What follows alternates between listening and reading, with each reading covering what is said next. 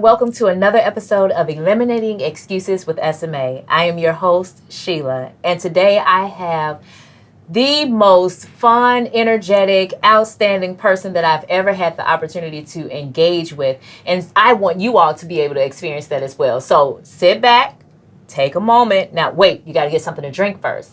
Then get your notepad, because you never know what nuggets you might get coming in here, okay? So come back. We'll be right back.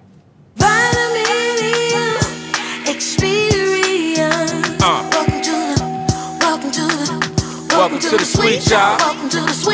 Welcome to the Vitamin M Suite with Carrie. Yeah, she give all the support to black entrepreneurs. Yeah, the Vitamin M, we inviting them in to what she created, much appreciated, and it can't be recreated. Black people got the keys to the locks now. We gon' make it. Get a taste of culture, embrace the face that's taking over, replacing Oprah. It's all black everything, every day. Get up, stand up, fight for your rights, but be a heavyweight.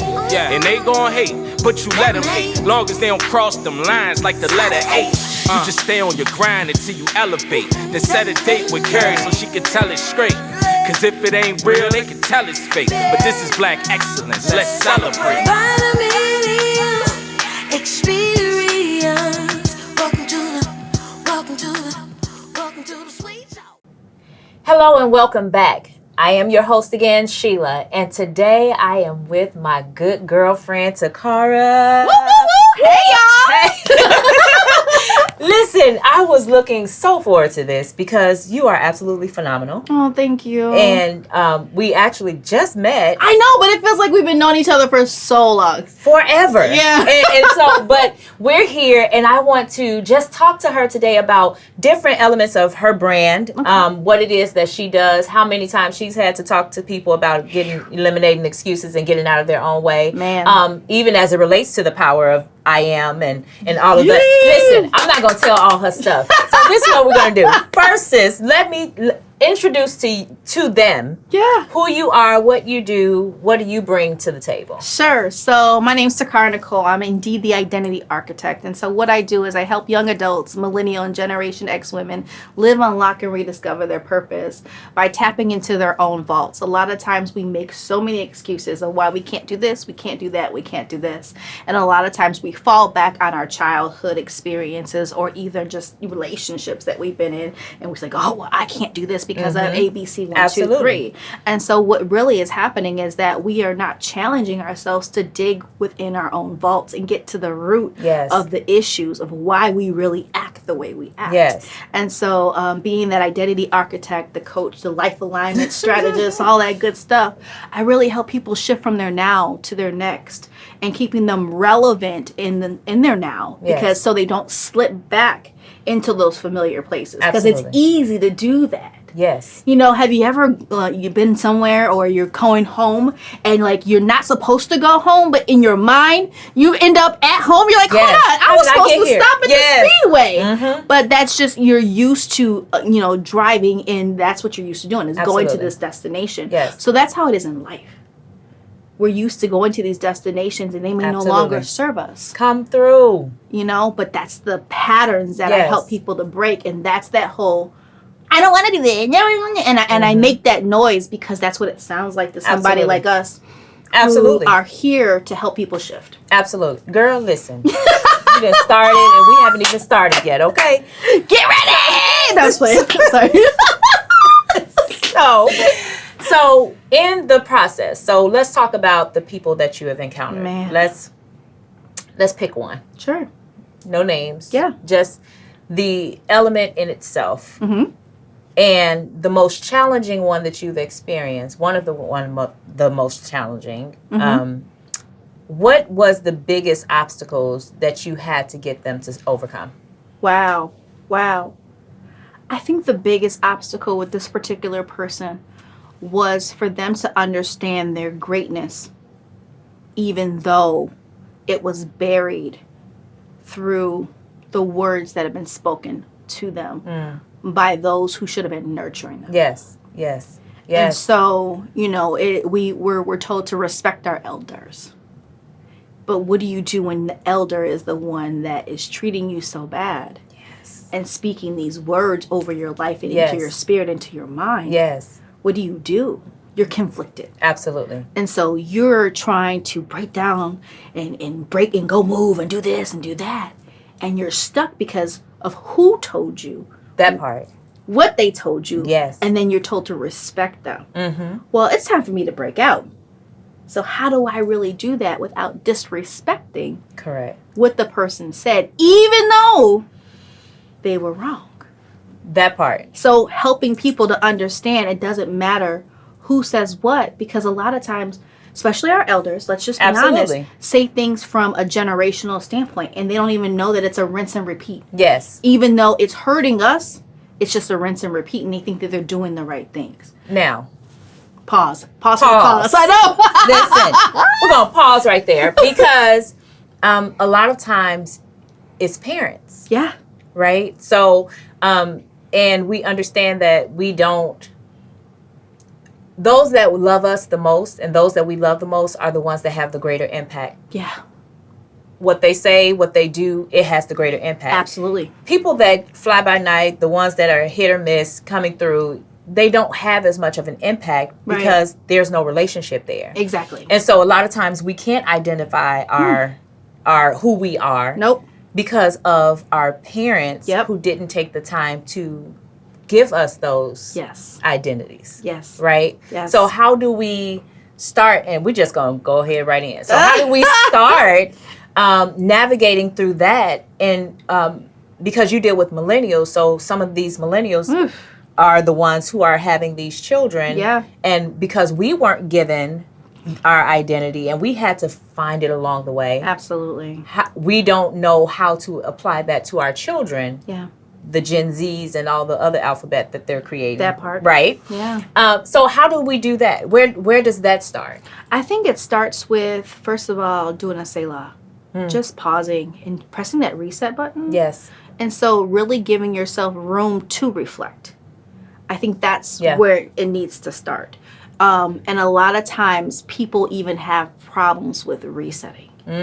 Yes. And it's a very real, raw place because that's that place where you just need to step back from life for just a minute or whenever, however long, Yes. to kind of navigate yourself or go back and say, okay, this is this and this is that. And what I like to use the analogy of is like puzzle pieces on a wooden table. Imagine that with me. Yes. Yes. I see this dark wood, white puzzle pieces. Some are already put together, but there's a bunch of them just mingled and jingled. Okay. Just chilling on the side. And so as we go back to the root of things, it allows us to be able to slide different puzzle pieces back into our puzzle. Very good. And things start to click and make sense on why, oh, well, mom does this because her mom did that. And so then she Yes. taught me that. Yes. But that's not right according to what I know now. Yes. And so then we're challenged, okay, well, now what I know, but mama told me that because grandma told me that. Girl, talk about that. And so you have to make that conscious decision. We make Absolutely. tons of them. Absolutely. But what's the root of your decision? Absolutely. And that's what we don't question ourselves to ask ourselves Yes. at all. Yes. We just make a decision and boom, and then we're like, oh, I wasn't supposed to do this. Pause there. Yeah, absolutely. Because that's good. But it's real. But so a lot of us habits. Man. So we live our life off habits. Yeah. And when we are not intentional Yeah. about understanding the why, we keep doing them and pass those down. Pass right? those down. Indeed. I was listening to Tabitha Brown, and she was talking about how she became vegan and things like that, and she watched I wish. the girl. Listen, that is not my story. I don't know whether God's gonna take me there, but in this moment, no. But one of the things she said, she was watching something, and I think it was what the hell. But we keep talking about how certain things are passed down generation to generation. But it's not necessarily that it's in the bloodline, but we have the same blood type. which means, but we're eating the same things, right? So we're eating what grandma and them ate, and the hog mogs and the chitlins and all. Don't make me hungry, okay? Listen, and all the other things, but we're putting the same things in our system, Yes. which is why we're getting the same results. Yes. And so a lot of times we don't even understand. I heard a pastor tell a story about, a mother cooking a roast. And every time the mother cooked the roast, she cut off the ends, threw it away, and cooked it. Only to find out that why, and the daughter's like, "Mom, why did you do that?" Yeah, it was like, because my grandma, or my mom, and all of that. Only to find out her pan was too little. When you go all the way back, it was because the pan was too little. Pause for the cause. Yes. You just said something. Going back. Going back. And that's where people sometimes get stuck. Yes. It takes work Yes. to go back Yes. to get to the root. And I tell people all the time, when you think about a tree, like say have you ever passed through a town and you see this big old tree down with the roots attached to the tree? Yes. The roots, even within our own families, are so strong. Yes. That try thinking about how you're gonna break from your roots, Girl. If a whole tree, a whole big old huge tree, has the roots attached to it, that's a sign that even for us Absolutely. to detach from our roots is gonna take some work. Absolutely. And it's more than digging. It's more than digging. We have to be in a place to say, you know what? Make that decision. Absolutely. I want more from my life. Right. I deserve more than what everybody is telling Absolutely. me that Absolutely. I can only be. Like, there's a limit on my life. No. Absolutely. I just need to go back to the root and figure out what that is. Yes. So let me share just a little bit, because this Okay. is always the mouth drop. So I'm my mother's only child. The fourth out of 22 kids on my dad's side. I know, right? Papa was a Rolling Stone. Where he laid his hat was a baby, y'all. Okay. Yeah. That's my story, and I'm sticking to it. Okay. But what I realized in 2011 was when I started finding my siblings via Facebook, Okay. was that I didn't know where my call for ministry came from. My daddy's side. Wow. Apostles, bishops, evangelists, reverends, you name it. Wow. All on my daddy's side. What am I saying?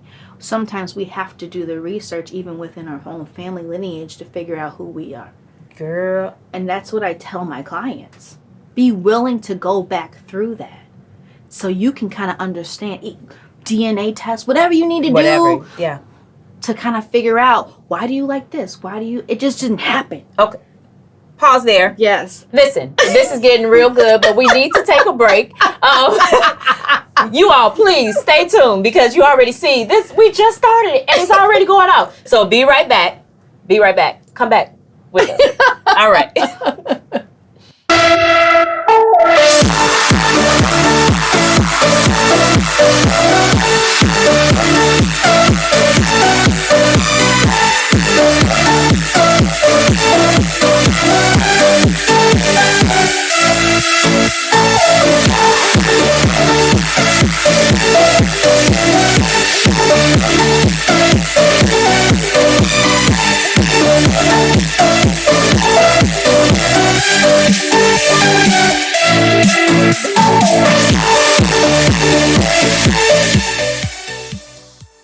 Welcome back. Welcome back. I have my sister in here, Takara Nicole. Listen, we are still turning up right now. And I because we have so much to share, I'm going to get right back into it, because there's nothing else for me to say. Woo. So let's talk about this whole unpacking, right? Going back to the foundation, going back.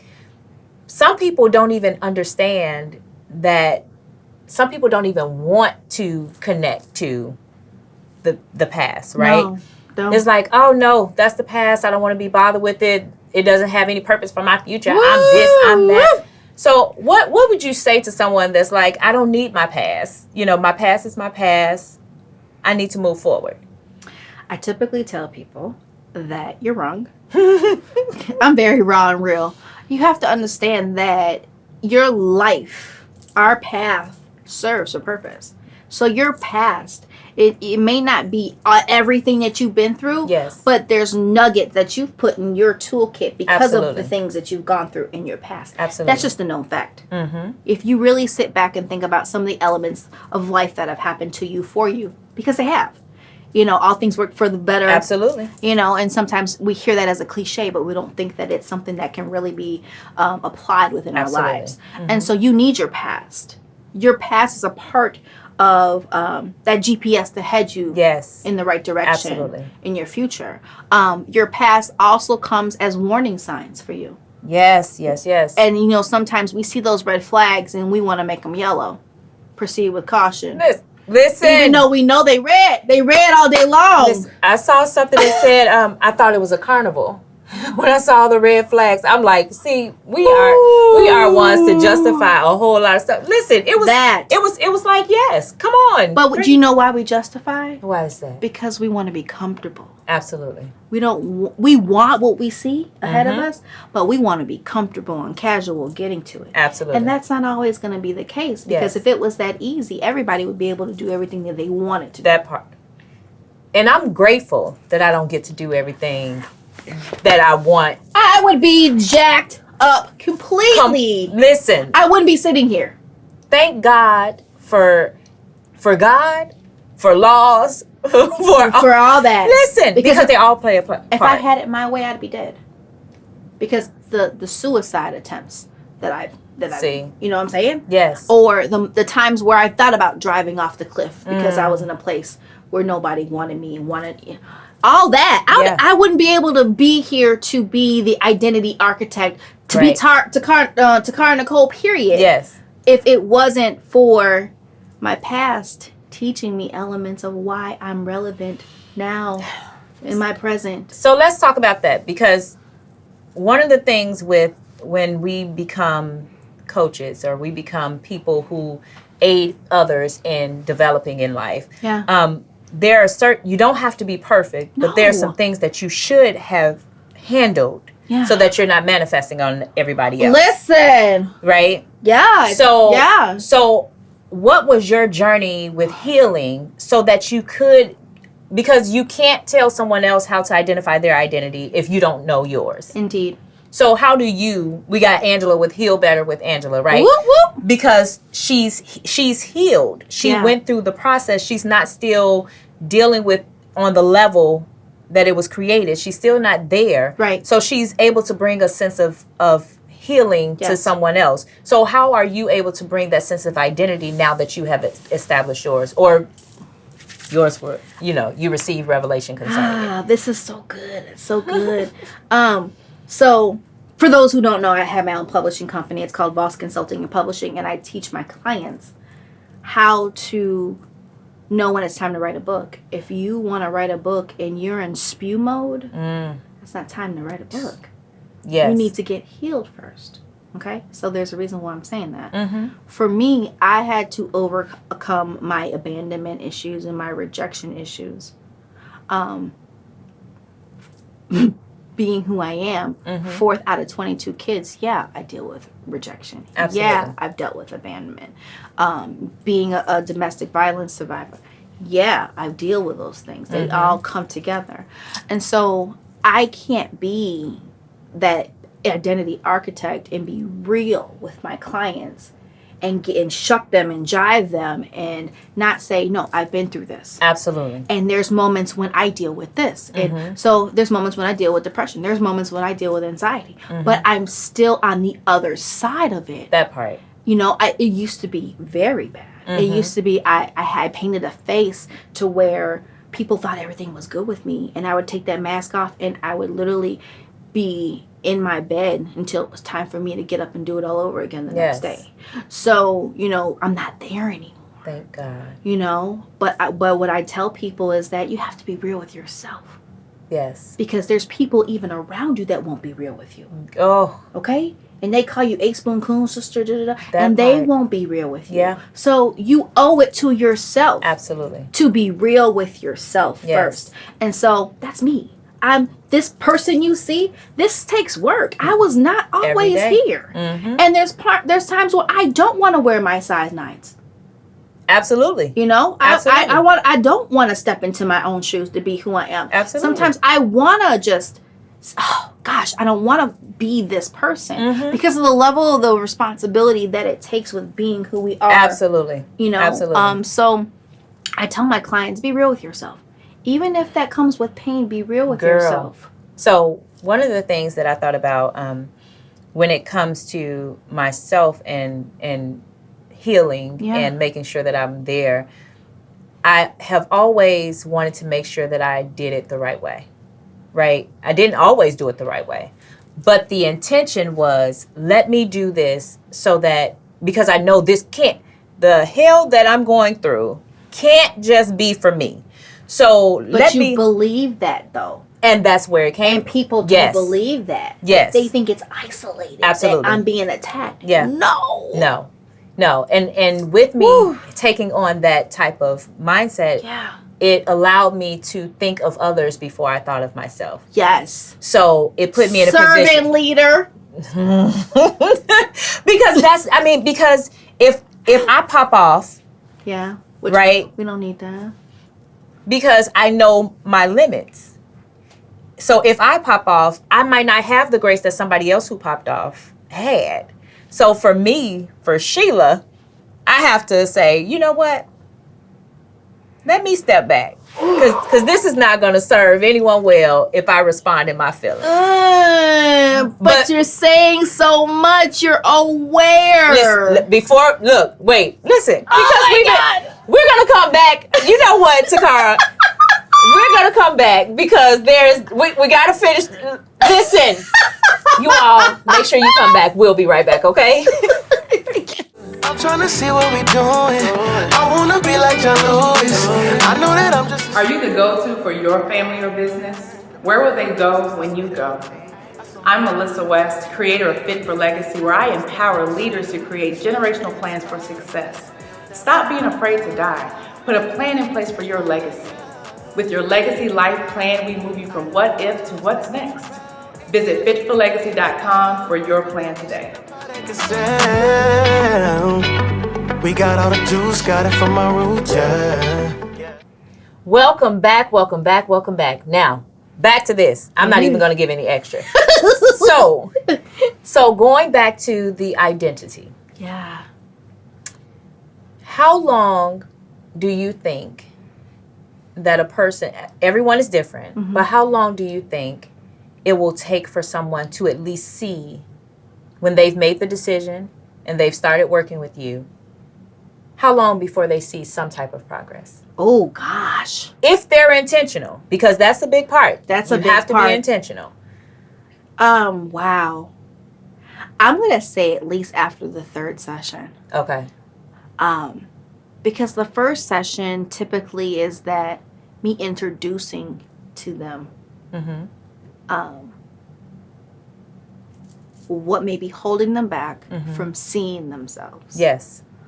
And just listening sometimes. And I think a lot of us who are in the field of servant leadership, that's one of our major responsibilities is to listen. Yes. And so my clients are so amazing. They don't push back too much. But I can definitely tell when I am getting on their nerves. Yes. Because you're aware. I'm very aware. And then I press them according to what I know that they can handle for that session. Absolutely. Because the whole thing is for you to go back and reflect. Yes. And for you to digest. There's no point of working with anybody who's a coach or a strategist if you're not willing to release, reset, and digest what they're telling you. Absolutely. And to be in a place of being open, because evidently what has been working for you really hasn't been working for you. That part. So eliminate your excuses of why you want to be comfortable in this place, but you've hired us expecting a shift. Yes. And so that's the other part, right? People that come to you, but they have their list of how they want you to help them. That doesn't work. That's like telling a personal trainer that I want the J-Lo booty and the Beyonce hips, but I'm not willing to change my eating habits. No, work out. Well, yeah, you're gonna tell them what they can't put you on a regimen, you know, or what the restrictions are. That's not gonna work. Yes. And so, you know, when I think of what we do, people are coming to us because they need solutions. It's not, I'm going to pay for our services because I just want to. Yes. There's a need that is taking place in their lives. Mm-hmm. And they come in one way, thinking that it's just one need that needs to be fulfilled. Yes. And once we provide them solutions on how to get, this need met, it's a domino effect. Yes. It's a domino effect. So I tell people when they work with me, 2 things: get ready and pray. That makes sense. And 3 things, and be mindful of distractions. Distractions. Let's talk about it. I like that D word. Listen, because the one thing that we understand in life is that we'll always have obstacles, distractions. Always. It comes with the territory. Indeed. And I think a lot of people, they get caught up in the fact that things start happening when they make the decision to do something different. And then they feel like, maybe I did the wrong thing, not realizing that there will always be opposition when you're going against the grain. Indeed. So go ahead. I heard something today in Clubhouse. Okay. Where there's friction, expect resistance. Yes. And so when you make up in your mind, because our mind only does what we tell it to do. Absolutely. Input, output, all day long. Yeah. So when you make that decision, I'm going to be a better person. Boom, boom, boom, boom, you're going to get hit from every direction with reasons why you can't keep your mind focused on the decision that you put out into the atmosphere. Absolutely. That's why words are so powerful. We have to be very mindful of what we release out of our mouths, because the universe has a way of grabbing those words and bringing what we need to us. And sometimes up in there is a distraction. To see if you really are so real about the decision that you made. Now, the distractions that are, or the opposition that is, the loved one. I was going to tell you, the family, you better be... Family are the biggest distractions. Because there's an expectation that you should be this person to them before you're this person for you. Say that again. There is an expectation that other people have that you should be a certain person for them over who you should be for you. And that's why I tell my clients, be mindful of who you're even telling that you're getting this type of level of help. Don't be mindful of who you tell that to. Yes. Because the moment you say, "Oh, I have an identity coach who's helping me," what you need that for? Right. Right. What you working on? And so then you're in a place of, especially if it comes from a loved one. A grandma, mom, and auntie, someone that you you listen to their words. Yes. Now you're conflicted. Absolutely. And then that's when you become stuck. Yeah. And then that's when the distractions come even heavier, because you made your mind to do one thing and now you're resorting back to that comfortable place. So that's when you're going to go through some conflict. Yes. Because you've already said what you wanted to do and your mind is listening to that. Yes. So what do you do then? I stay on my people like white on rice. No. Not just not you as the identity architect. Yeah. But the individual who have made up in their mind, however, people that I honor, the people that I love, that I want to be in agreement with me and walk with me through this process, they're not being the people that I need them to be. So what do I do now? It's so hard. And I'm speaking from personal experience. For me, it was my mom. My mom didn't believe in anything that I was doing outside of my 9 to 5. Because that's what you do. You go to college, you get 9 to 5, you retire at 67.5, right. And then you and do get whatever your you want to $1,200 a month and be all right. And be okay. No, not me. And so I found myself pleasing her instead of actually doing what I've been called and created to do. Okay. So I fell in a cycle of it would be like double dutch. I jump in, but I jump out. And I jump in, and I jump out. And I got tired of being sick and tired. And so that's one of the biggest signs. When you get tired of being sick and tired, that's when it's time to change and shift and do what it is that you need to do for you. Yes. And some people are so good with being a part of these cycles. These cycles come up, and it's just Absolutely. I know how to handle the whirlwind because I've been through it before. And if I do A, then B is going to happen. And Yes. it's calculated. Mm-hmm. But is it really getting you to? Is that calculation really getting you to the needed outcome? Absolutely. No. Absolutely. It's just you're used to that. Exactly. So I tell people you have to be very conscious of what you want, and that's where affirmations come in. Yes. Yes. And find you someone who's going to keep you accountable. that part.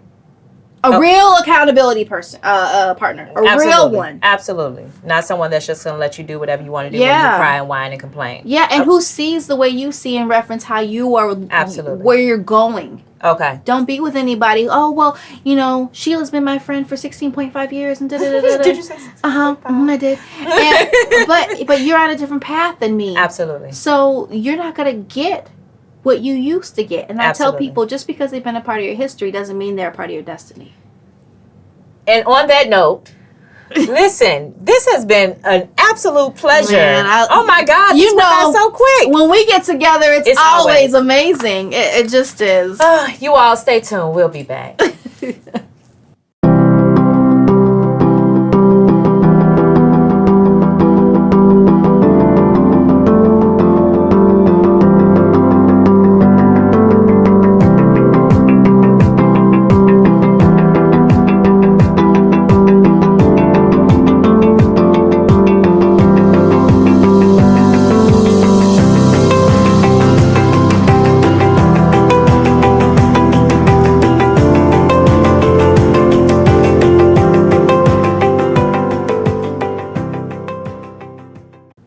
Welcome back. I am so glad you all have stayed with us, enjoyed this time with my sister. It has been absolutely amazing.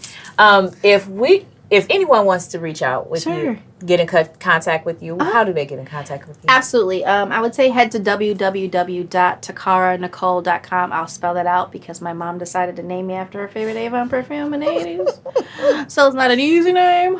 So it's TOCCARANICOLE.com. So it's www.takaranicole.com. No social media? Oh, well, yeah, I'm on Instagram. So I spelled my name the phonetics way. So the number 2, then Cara_Nicole.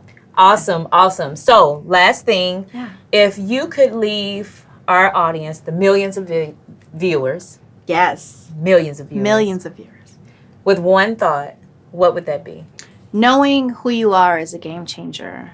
And you have the power to change your own game when you know who you are and you stand in your own truth. Your truth is your truth. Nobody can shake you from that. And don't allow anybody to shake you from that. Thank you again, sis. I'm here. Okay. Thank you. Listen, thank you all for joining us again. Remember, learn balance, grow in your perspective, and be accountable.